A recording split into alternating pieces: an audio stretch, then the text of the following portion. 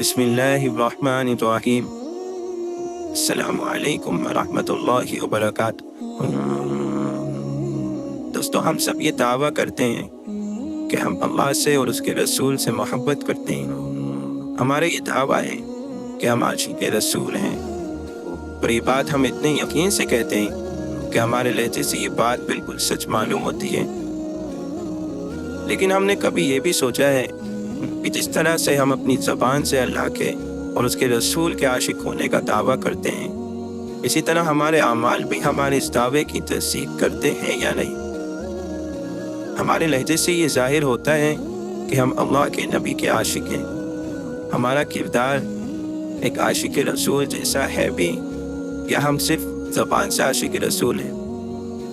دوستو، اپنے آپ کو کسی کا عاشق کہہ دینا بہت آسان ہے، لیکن عاشقی کو اپنے عمل کے ذریعے ثابت کرنا بہت مشکل ہے۔ جس طرح سے اگر کوئی شخص دنیا میں کسی سے عشق کر بیٹھتا ہے تو اپنے معشوق کے لیے اپنا سب کچھ قربان کر دیتا ہے، اور وہ اس عشق کی وجہ سے اپنے بڑے سے بڑے نقصان کو بھی خاطر میں نہیں لاتا۔ پھر اسے اگر اپنے عشق کے لیے پوری دنیا سے تعلق ہی کیوں نہ توڑنا پڑے، وہ توڑ دیتا ہے۔ دوستوں، میں عشق کے متعلق آپ کو بتا رہا ہوں، میں نے محبت کا نام نہیں لیا۔ محبت تو انسان کو ہر دوسرے شخص سے ہو جاتی ہے۔ اپنے ماں باپ سے انسان محبت کرتا ہے، اپنے بھائی بہنوں سے انسان محبت کرتا ہے، اپنی بیوی اپنے بچوں سے انسان محبت کرتا ہے، یہاں تک کہ محبت تو انسان کو بے جان چیزوں سے ہو جاتی ہے، اپنے گھر سے، اپنے شہر سے، اپنے ملک سے۔ محبت تو انسان لوگوں میں بانٹ دیتا ہے، لیکن عشق انسان کو صرف اور صرف کسی ایک ذات سے ہو سکتا ہے۔ عشق کو بانٹا نہیں جا سکتا، اور ایک مومن کے عشق کے سب سے بڑے حقدار اللہ کے حبیب اور میرے اور آپ کے نبی صلی اللہ علیہ وسلم ہیں۔ وہ نبی جنہوں نے اس امت کے لیے اپنا سب کچھ قربان کر دیا، اس امت کو دوزخ سے بچانے کے لیے طائف کے پتھر کھا کر بھی بد دعا نہیں کی۔ اور میں جبکہ دشمنوں نے آپ کو لہو لہان کر دیا تھا، دندان مبارک بھی شہید کر دیے تھے، آپ کا حق تھا کہ آپ بد دعا کرتے، لیکن آپ نے ہاتھ اٹھائے بھی تو امت کے لیے دعا کرنے کے لیے، ان کی ہدایت کے لیے۔ وہ نبی جو امت کے غم میں رات رات بھر روتے تھے، اللہ سے فریاد کرتے تھے کہ یا اللہ میرے امت کو معاف فرما، ان کی مغفرت فرما۔ خود بھی بھوکے رہتے اور گھبرا مت جانا، تمہارے نبی کے گھر کا چولہا تو 2 مہینے نہیں چلتا، ارے تمہارے نبی کے تو کپڑوں پر بھی پیوند تک لگے ہوئے ہیں۔ تمہارا نبی بھی ایک پتلی سی چٹائی پر سوتا ہے، اس کی نشان تک آپ کی کمر مبارک پر ظاہر ہو جاتے تھے۔ وہ نبی جو اس دنیا سے جاتے وقت بھی اپنی امت کے مستقبل کی فکر کر رہے تھے، اپنے نواسوں کی فکر، اپنی بیٹیوں کی فکر بھی امت کی فکر کو ہرا نہ سکی، یہاں تک کہ یہ فکر قیامت کے دن بھی اسی طرح تازہ رہے گی۔ جب حضرت عیسیٰ علیہ السلام اپنی والدہ کی فکر نہیں کریں گے، حضرت موسیٰ علیہ السلام اپنے بھائی ہارون علیہ السلام کی فکر نہیں کریں گے، حضرت اسماعیل و اسحاق علیہ السلام اپنے والد ابراہیم علیہ السلام کی فکر نہیں کریں گے، میرے نبی تو وہاں بھی ہمیں یعنی اس امت کو نہیں بھولیں گے، جہاں سب ایک دوسرے کو بھول جائیں گے۔ میں اپنی والدہ سے یہ امید رکھوں کہ وہ میرے کچھ کام آئیں گے، جن سے زیادہ مجھے اس دنیا میں کوئی نہیں چاہتا، تو وہاں میری والدہ بھی مجھے بھول جائیں گی۔ پھر کیا وجہ رہ جاتی ہے کہ میں اپنے نبی کے سوا کسی اور کو اپنے عشق کا حقدار کہوں؟ لیکن دوستو، صرف زبان سے کہہ دینا کہ ہم عاشق رسول ہیں کہاں تک عشق کا حق ادا کر رہا ہے؟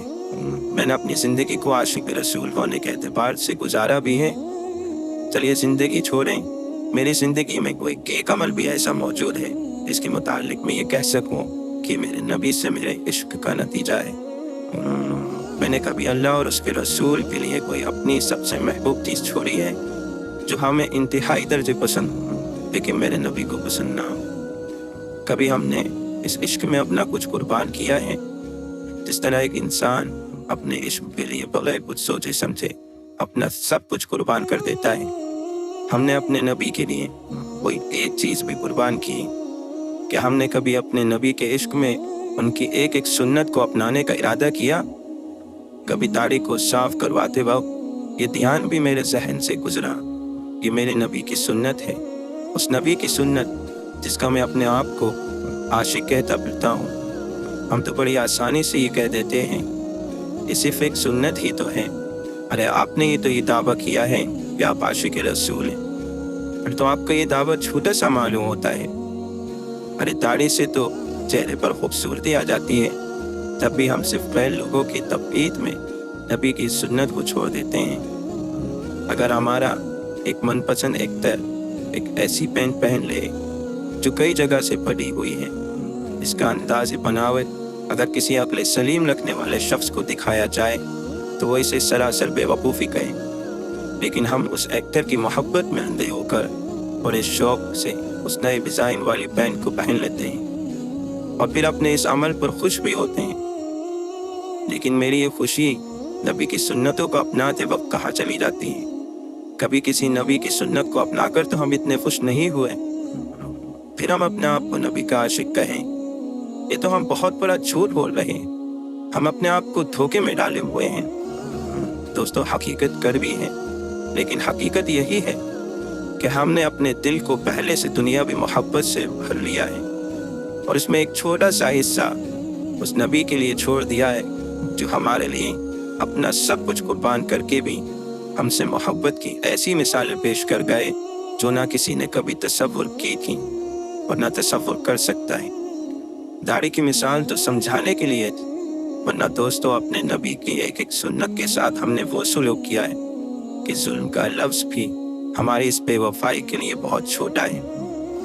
دوستو میرا مقصد یہ نہیں کہ ہم یہ دعویٰ کرنا چھوڑ دیں، بلکہ میرا مقصد یہ ہے کہ ہم عاشق رسول ہونے کے دعوے پر سچے ثابت ہوں۔ ہماری زبان ہی نہیں، ہمارا دل، ہمارا ایک ایک عمل عاشق رسول ہونے کا ثبوت پیش کریں۔